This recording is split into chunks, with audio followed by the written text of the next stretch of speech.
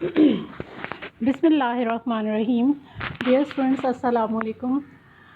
امید ہے آپ لوگ خیریت سے ہوں گے اور گھروں میں اپنے اپنے گھروں میں عافیت سے ہوں گے. اللہ پاک آپ کو خیر و عافیت سے رکھیں. تو بچوں، پچھلا جو ہماری جمعرات تھی ہم نے اس میں ہی پڑھا تھا مرید پور کا پیر جو ہے، اس کو ہم نے شروع کیا تھا. پطرس بخاری کا مزاحیہ مضمون ہے. اس کو ہم نے صفحہ نمبر 159 تک پڑھا ہے بچوں. اب آگے چلتے ہیں.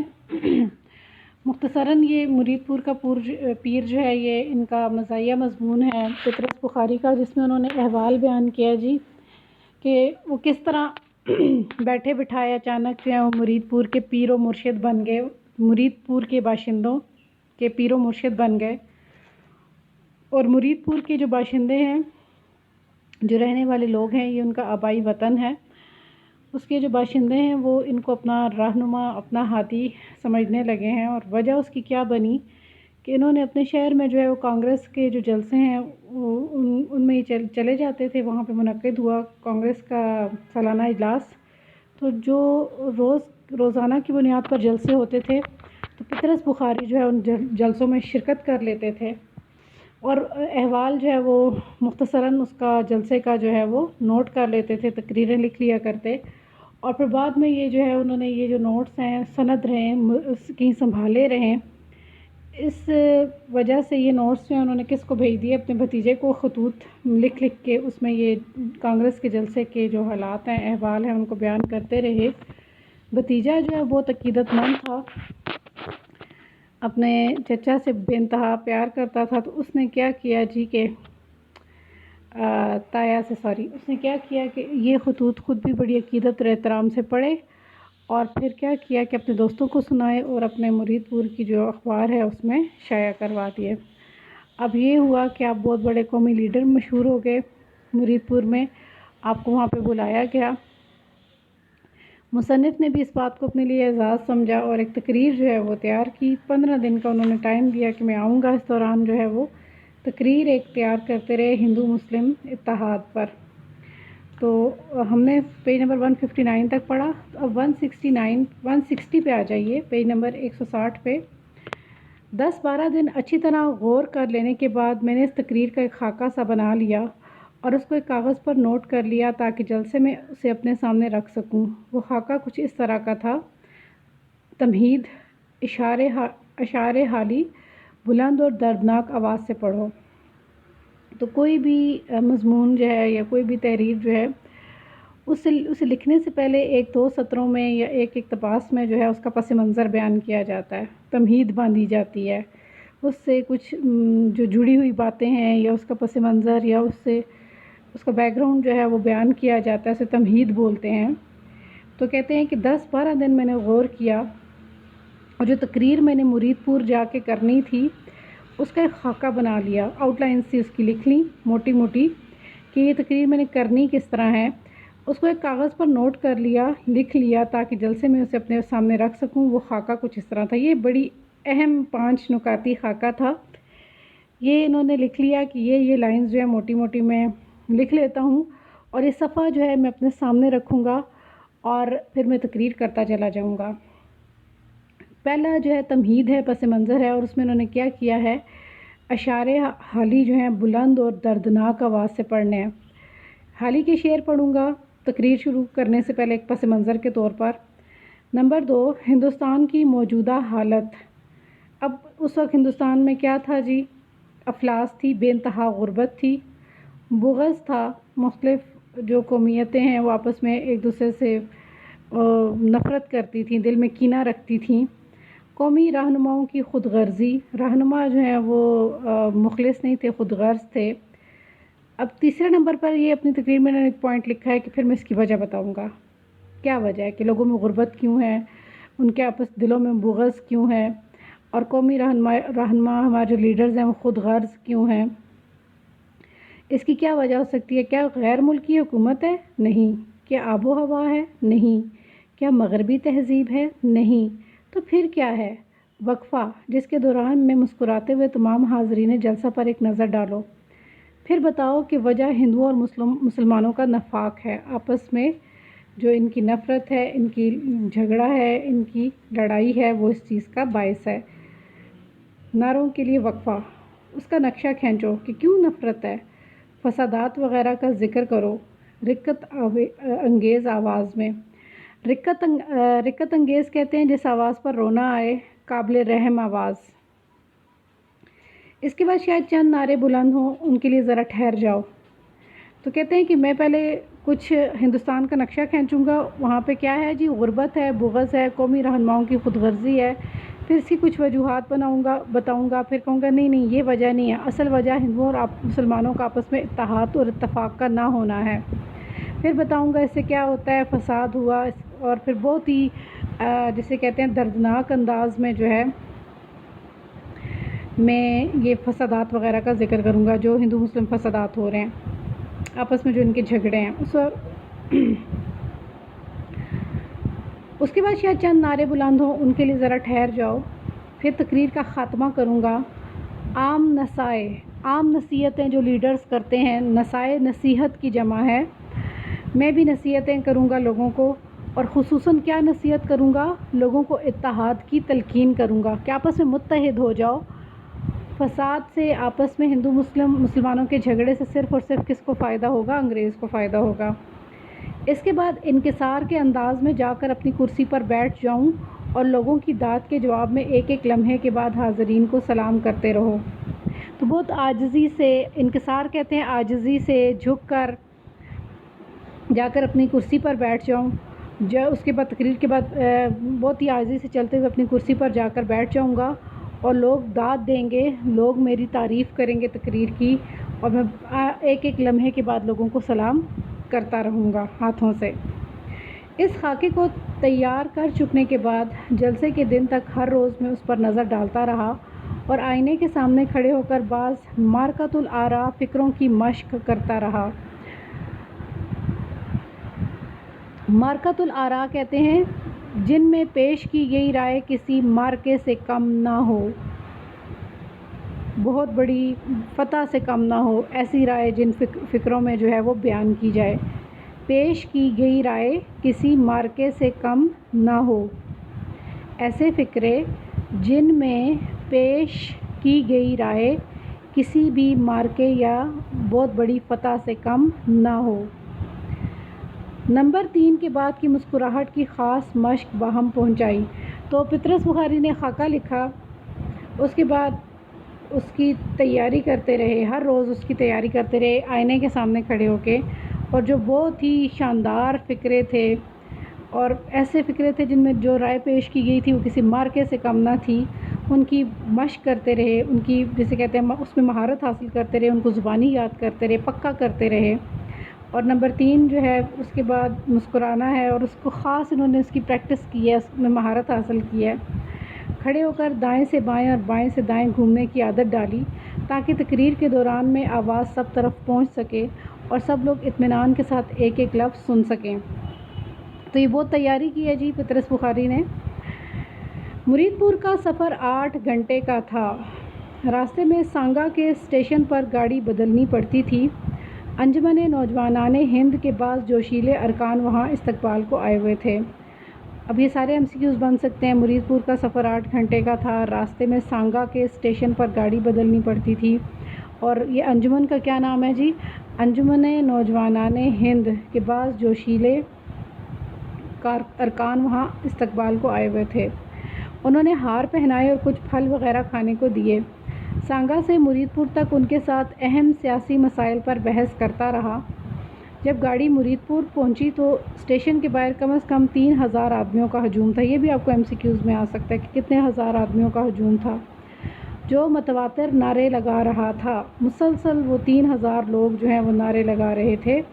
میرے ساتھ جو والنٹیئر تھا، والنٹیئر کہتے ہیں رضاکار، سیاسی رضاکار جو تھا، جو میرے استقبال کو آیا تھا، انہوں نے کہا سر باہر نکالیے، لوگ دیکھنا چاہتے ہیں۔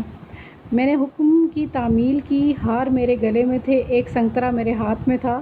مجھے دیکھا تو لوگ اور بھی جوش کے ساتھ نعرہ زن ہوئے، نعرے لگانے لگے۔ وہ مشکل تمام باہر نکلا، موٹر میں مجھے سوار کرایا گیا اور جلوس جلسہ گاہ کی طرف چلا۔ جلسہ گاہ میں داخل ہوئے تو ہجوم 5-6 ہزار تک پہنچ چکا تھا۔ اب یہ بھی آپ کو MCQs میں آ سکتا ہے۔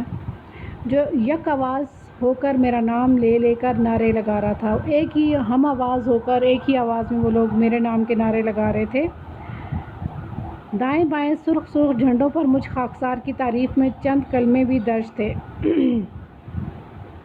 خاکسار کہتے ہیں عاجز شخص، تو میری تعریف میں لوگوں نے کچھ دائیں بائیں جھنڈے لگائے ہوئے تھے اور اس میں میری تعریف میں کچھ جملے لکھے تھے، مثلاً ہندوستان کی نجات تمہیں سے ہے، مرید پور کے فرزند خوش آمدید۔ فرزند کہتے ہیں بیٹے کو۔ ہندوستان کو اس وقت عمل کی ضرورت ہے۔ یہ کچھ ایسے جملے ہیں جو بینرز پر جو ہیں وہ لگے ہوئے تھے ان کی تعریف میں۔ مجھ کو اسٹیج پر بٹھایا گیا۔ صدر جلسہ نے لوگوں کے سامنے مجھ سے بغل گیر ہو کر میری پیشانی کو بوسہ دیا اور پھر اپنی تعارفی تقریر یوں شروع کی۔ تو مجھ سے وہ گلے ملے اور کہتے ہیں گلے ملنے کے بعد مجھے بوسہ دیا اور پھر کیا ہوا، صدر جلسہ نے اپنی تعارفی تقریر شروع کی۔ حضرات، ہندوستان کے جس نامی اور بلند پایہ لیڈر کو آج کے جلسے میں تقریر کے لیے بلایا گیا ہے، اب ان کی تقریر آگے جاری ہے جی۔ تقریر کا لفظ سن کر میں نے اپنی تقریر کے تمہیدی فکروں کو یاد کرنے کی کوشش کی، لیکن اس وقت ذہن اس قدر مختلف تاثرات کی آماج گاہ بنا ہوا تھا کہ نوٹ دیکھنے کی ضرورت پڑی۔ تو کیا ہوا جی، اب وہ بندہ تقریر کر رہا تھا، ان کو یاد آ گیا کہ میں نے بھی اس کے بعد تقریر کرنی ہے، اور تقریر کا جیسے لفظ میں نے سنا تو میں نے جو تقریر سے پہلے کچھ تمہیدی فکرے، کچھ شعر بولنے تھے پس منظر کے، ان کو یاد کرنے کی کوشش کی کہ اب میری باری ہے تو ذرا میں ریوائز کر لوں ذہن میں۔ لیکن اس وقت جو حالات تھے اور مختلف قسم کے تاثرات میرے ذہن پر آماج گاہ بنا ہوا تھا، ان کے آماج گاہ کہتے رہنے کی جگہ بنا ہوا تھا، مختلف تاثرات، مختلف خیالات میرے ذہن پر چھائے ہوئے تھے اور میرا یکسوئی نہیں تھی، مجھے وہ اپنی تمہید کے جو جملے ہیں وہ یاد نہیں آ رہے تھے۔ مجھے لگا کہ مجھے نوٹ دیکھنے کی ضرورت ہے۔ وہ جو انہوں نے ایک آؤٹ لائنز بنائی ہوئی تھیں، ایک خاکہ بنایا ہوا تھا تقریر کا، تو پطرس بخاری کہتے ہیں کہ میں کیونکہ یکسوئی سے وہ کچھ اس وقت مختلف تاثرات تھے میرے ذہن پہ، تو میں وہ تمہیدی جملے یاد نہیں کر سکا، تو مجھے کس چیز کی ضرورت پڑی، وہ جو نوٹ ہے اس کو دیکھنے کی ضرورت پڑی کہ وہ جو میں نے سیکوینس میں جملے لکھے ہوئے تھے ترتیب سے 1 2 3 4 5 کہ میں نے آگے پیچھے کیا بولنا ہے۔ جیب میں ہاتھ ڈالا، نوٹ ندارت کہتے ہیں غائب ہو جانا، نہیں تھا، وہ جو نوٹ لکھا ہوا تھا پیج پہ، وہ پیج ہی غائب ہو گیا، وہ صفحہ ہی غائب ہو گیا۔ ندارت تھا، وہ غائب تھا، موجود ہی نہیں تھا۔ ہاتھ پاؤں میں یک لخت ایک خفیف سی خنکی محسوس ہوئی، وہ صفحہ گم گیا جو تقریر کرنی تھی، ذہن بھی اب یکسو نہیں ہے، سمجھ ہی نہیں آ رہا کہ اب تقریر کی تمہید کیا ہے، کیا بولنا ہے اسٹارٹ میں، شروع میں۔ تو کہتے ہیں اچانک مجھے میرے ہاتھ پاؤں میں یک لخت کہتے ہیں اچانک، خفیف کہتے ہیں ہلکی سی ٹھنڈک محسوس ہوئی خوف سے۔ دل کو سنبھالا کہ ٹھہرو، ابھی اور کئی جیبیں ہیں، گھبراؤ نہیں۔ راشے کے عالم میں سب جیبیں دیکھ ڈالی لیکن وہ کاغذ نہ ملا۔ راشے کا عالم کہتے ہیں کپکپاہٹ، اب سارے جسم کے پہ کپکپاہٹ جو ہے وہ طاری ہو گئی ہے، ساری جیبیں دیکھی لیکن وہ کاغذ نہ ملا جس پہ تقریر لکھی ہوئی تھی، اس کے آؤٹ لائنز لکھے ہوئے تھے۔ تمام ہال آنکھوں کے سامنے چکر کھانے لگا۔ ہال میں تھی، تقریر کرنی تھی اور وہ سارا آنکھوں کے سامنے گھومنے شروع ہو گیا۔ دل نے زور زور سے دھڑکنا شروع کیا، ہونٹ خشک ہوتے محسوس ہوئے۔ 10-12 دفعہ تمام جیبوں کو ٹٹولا لیکن کچھ بھی ہاتھ نہ آیا۔ جی چاہا کہ زور زور سے رونا شروع کر دوں، بے بسی سے ہونٹ کاٹنے لگا۔ صدر جلسہ اپنی تقریر برابر کر رہے تھے، مسلسل وہ بندہ اپنی تقریر کر رہا ہے اور یہ پطرس صاحب جو ہیں وہ اپنی جیبیں ٹٹول رہے ہیں اور ان کو خاکہ نہیں مل رہا تقریر کا، اب گھبرا گئے ہیں بہت زیادہ، ساری جیبیں دیکھ لی ہیں، اب حال جو ہے وہ چکر کھاتا ہوا پورا گھومتا ہوا محسوس ہو رہا ہے، دل بہت زیادہ گھبراہٹ ہے، دل زور سے دھڑک رہا ہے، ہونٹ خشک ہو گئے ہیں اور رونے پہ آ گئے ہیں بیچارے، اور وہ صدر جلسہ جو ہے وہ تقریر کیے جا رہے ہیں۔ مرید پور کا شہر ان پر جتنا بھی فخر کرے کم ہے۔ ہر صدی اور ایک ملک میں صرف چند ہی ایسے اشخاص پیدا ہوتے ہیں جن کی ذات نوع انسان کے لیے۔ اب پھر ان کی تقریر جاری ہے صدر جلسہ کی۔ خدایا اب میں کیا کروں، ایک تو ہندوستان کی حالت کا نقشہ کھینچنا ہے، نہیں اس سے پہلے یہ بتانا ہے کہ ہم کتنے نالائق ہیں۔ نالائق کا لفظ تو غیر موزوں ہوگا، نامناسب ہوگا، جاہل کہنا چاہیے، یہ بھی ٹھیک نہیں، غیر مہذب۔ ان کی اعلیٰ سیاست دانی، ان کا قومی جوش اور مخلصانہ ہمدردی سے کون واقف نہیں۔ یہ سب باتیں تو خیر آپ جانتے ہیں، لیکن تقریر کرنے میں جو ملکہ ان کو حاصل ہے، ملکہ کہتے ہیں قدرت، ابھی بیچ میں جو ہے نا ان کی اعلیٰ سیاست دانی جو ملکہ ان کو حاصل ہے، یہ وہ صدر جلسہ کی تقریر ہے، یہ پیچھے بیک گراؤنڈ پہ چل رہی ہے، وہ کر رہے ہیں تقریر۔ ہاں وہ تقریر کاہے سے شروع ہوتی ہے، ہندو مسلم اتحاد پر تقریر، چند نصیحتیں ضرور کرنی ہیں، لیکن وہ تو آخر میں ہے۔ وہ بیچ میں مسکرانا کہاں تھا، وہ بندہ پیچھے صدر جلسہ تقریر کر رہا ہے اور یہ اپنا یاد کرنے کی کوشش کر رہے ہیں کہ اب خاکہ گم ہو گیا ہے، تو میں نے کون سی چیزیں جو ہیں وہ بولنی ہیں، اور اب ان کا سیکوینس خراب ہو گیا، ترتیب خراب ہو گئی ہے۔ میں آپ کو یقین دلاتا ہوں کہ آپ کے دل ہلا دیں گے اور آپ کو خون کے آنسو رلائیں گے۔ صدر جلسہ کی آواز نعروں میں ڈوب گئی، دنیا میری آنکھوں کے سامنے تاریک ہو رہی تھی۔ اتنے میں صدر نے مجھ سے کہا، مجھے الفاظ بالکل سنائی نہ دیے، اتنا محسوس ہوا کہ تقریر کا وقت سر پر آن پہنچا ہے اور مجھے اپنی نشست پر سے اٹھنا ہے۔ چنانچہ ایک نامعلوم طاقت کے زیر اثر اٹھا، کچھ لڑکھڑایا، لیکن پھر سنبھل گیا۔ میرا ہاتھ کانپ رہا تھا، ہال میں ایک شور تھا، میں بے ہوشی سے ذرا ہی ورے کہتے تھوڑے فاصلے پر، اور نعروں کی گونج ان لہروں کے شور کی طرح سنائی دے رہی تھی جو ڈوبتے ہوئے انسان کے سر پر سے گزر رہی ہوتی ہیں۔ تقریر شروع کہاں سے ہوتی ہے؟ لیڈروں کی خود غرضی بھی ضرور بیان کرنی ہے، اور کیا کہنا ہے۔ ایک کہانی بھی تھی، بگلے اور لومڑی کی کہانی، نہیں ٹھیک ہے، 2 بیل، سب کچھ پطرس بخاری کا مکس ہو گیا۔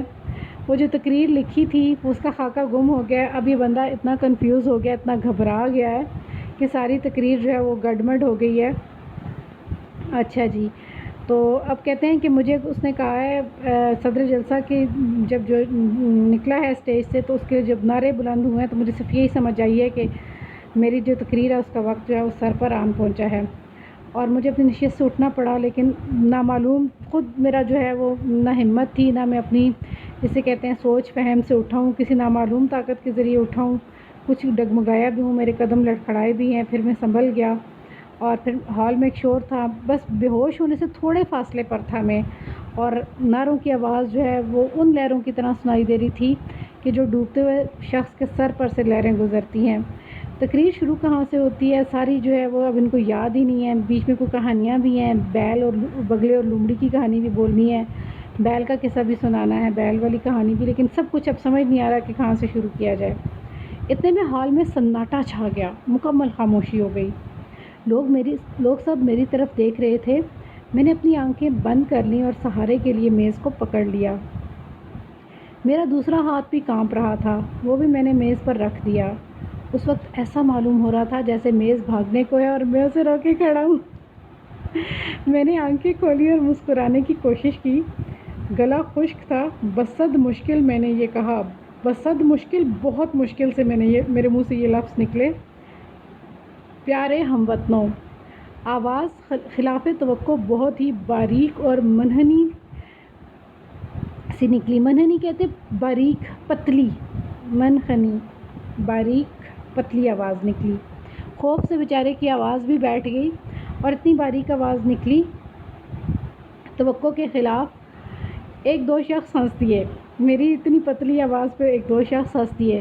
میں نے گلے کو صاف کیا اور کچھ لوگ اور ہنس پڑے۔ میں نے جی کڑا کر کے زور سے بولنا شروع کر دیا، جی کڑا کر کے اپنی ہمت بڑھا کے جو ہے وہ زور سے بولنا شروع کر دیا۔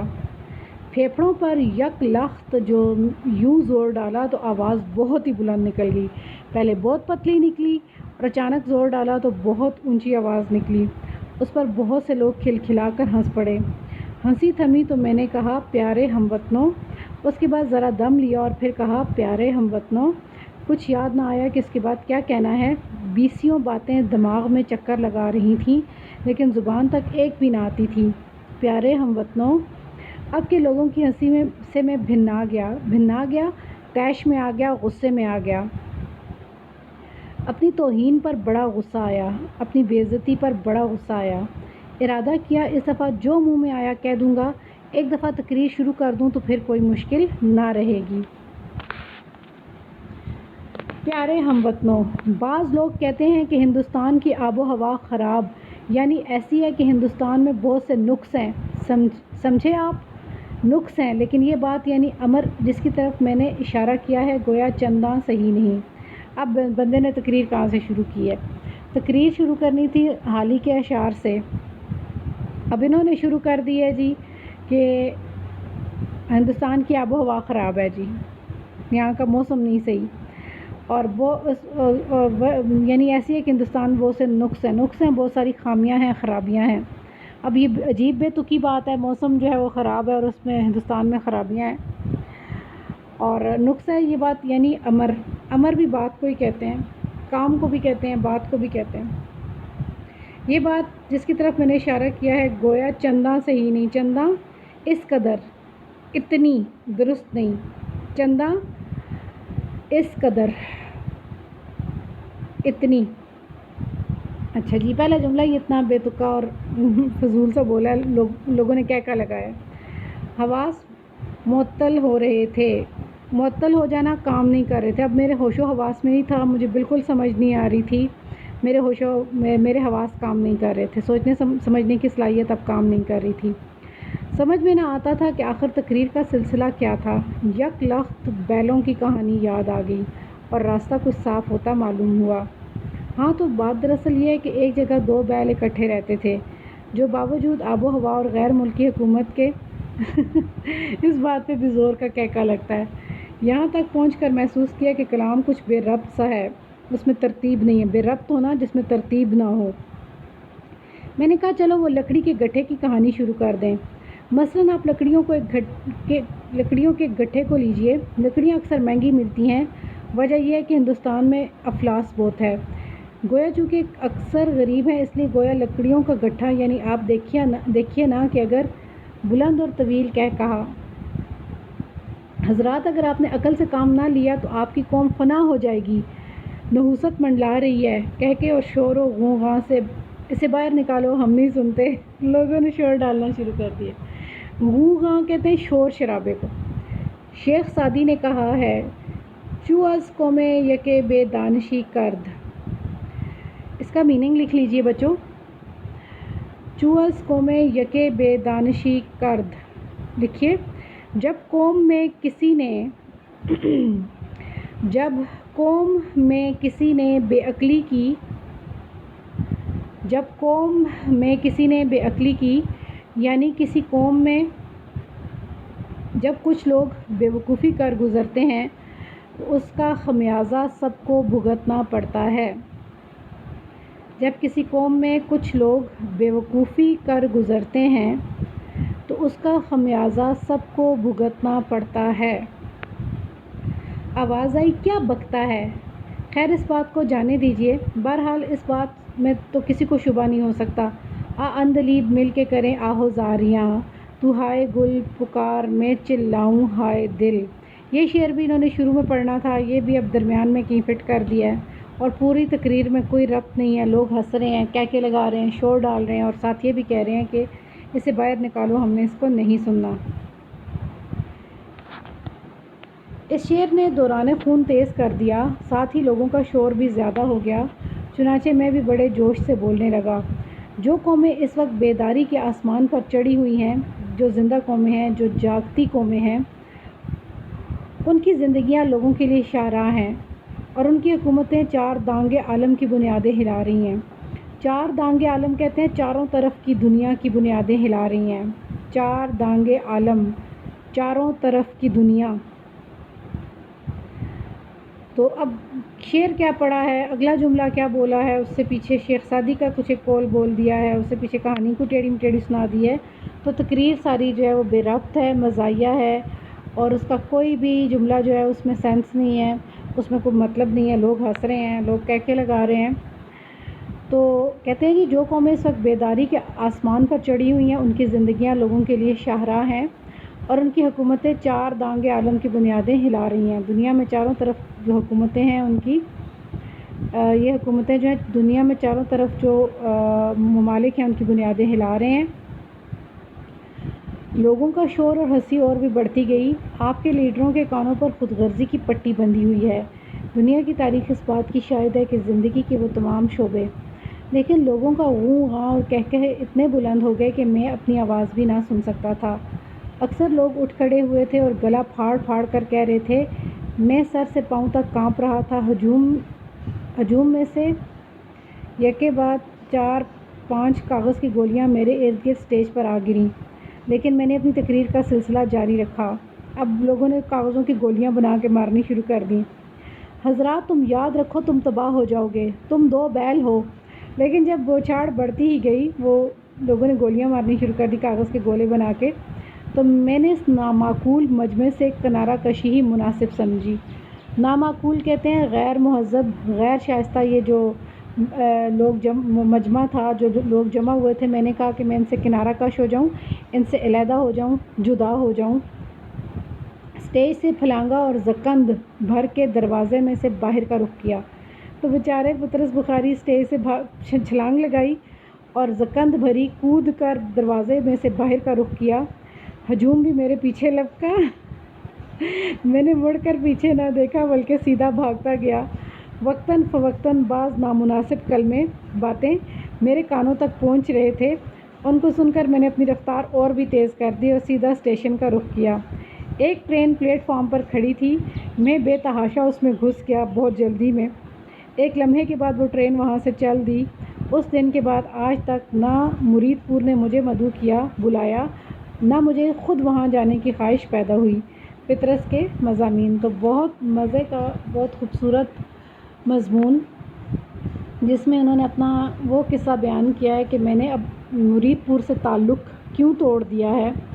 اصل وجہ بتائی ہے کہ لوگ تو کہتے ہیں کہ شاید میں کوئی غبن کر کے بھاگا ہوں، میں جو ہے وہاں پہ کچھ قرض لے کے بھاگا ہوں، لیکن اصل وجہ کیا ہے کہ میں نے جو ایک تقریر کی تھی وہاں پہ جا کے ایز اے لیڈر، اس کے بعد جو لوگوں نے میرا حشر نشر کیا، اس کے بعد پھر میں نے مرید پور کا جو ہے وہ رخ نہیں کیا۔ تو یہ اصل وجہ انہوں نے بتائی ہے مرید پور کا ذکر نہ کرنے کی اور مرید پور واپس نہ جانے کی۔ تو مزاحیہ مضمون تھا، آسان زبان ہے جی، سلیس زبان میں ہی مضمون تھا۔ آپ لوگوں کو امید ہے سمجھ آ گئی ہوگی بچوں۔ پھر بھی کوئی لفظ رہ گیا، کوئی میننگ رہ گیا یا کوئی چیز نہیں سمجھ آئی، آپ واٹس ایپ پہ مجھ سے پوچھ لیجیے گا۔ اس کے مشقی سوالات دیکھ لیں، کافی سارے سوالات ہیں، یہ ان کو 1 2 3 4 5 6 سوالات ہیں، ان کو یاد کر لیجئے۔ اور گرامر ساری بچوں میں آ کے آپ لوگوں کو انشاءاللہ تعالیٰ کالج میں ہم یہ کریں گے۔ گرامر جو ہے وہ اتنی اس میں ہے بھی نہیں ہے، مشقوں کی گرامر ہے اور زیادہ اس میں گرامر نہیں ہے، اس کے علاوہ یہی 5-6 مشقوں کے آخر میں جو گرامر، اور زیادہ تر اس میں رموز و اوقاف ہیں اور کچھ اور چیزیں ہیں، لیکن یہ اتنا مشکل نہیں ہے۔ جو اس میں اہم چیز ہے وہ پھر بار بار میں کہتی ہوں مضمون ہے اور آپ بیتی ہے، اس کی پریکٹس ضروری ہے۔ اور آپ ساتھ ساتھ جو ہے یہ آنسر کوسچن یاد کرتے جائیں۔ ایم سی کیوز اس وقت جو ہے وہ زیادہ اہم جو ہے وہ ریڈنگ ہے، وہ کر لیں، پڑھائی کریں سبق کی، اور کیا کہتے ہیں ایم سی کیوز بنائیے، معروضی سوالات یاد کرتے جائیں، بناتے جائیں۔ اور تیسری چیز جو اہم ہے جو آپ کر سکتے ہیں ابھی گھر میں، وہ سوالات ہیں، مشق ان کو لکھیں اور لکھ کے یاد کریں، اس میں آپ کو آسانی ہوگی۔ تو امید ہے بچوں آپ لوگوں کو سمجھ آئی ہوگی۔ تو آگے انشاءاللہ ایک کل پرسوں جو ہوگا اس میں ایک غزل کوئی ایک اور پڑھ لیتے ہیں، غزل انشاءاللہ آپ کو پڑھاؤں گی آگے نیکسٹ۔ تو اوکے جی، بہت شکریہ، بہت مہربانی، اللہ حافظ۔